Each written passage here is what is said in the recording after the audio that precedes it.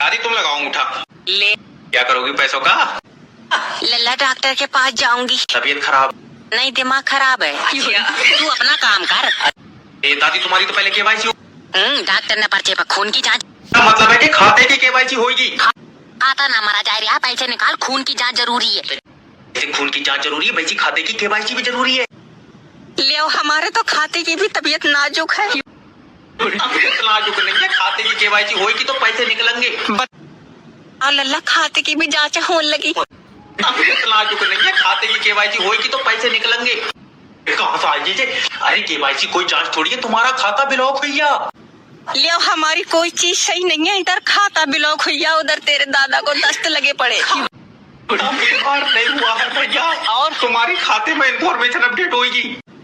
Okay, बताओ अपने बारे में। लीवर पर सूजन है, 3 दिन से पैर ऐंठ रहा है।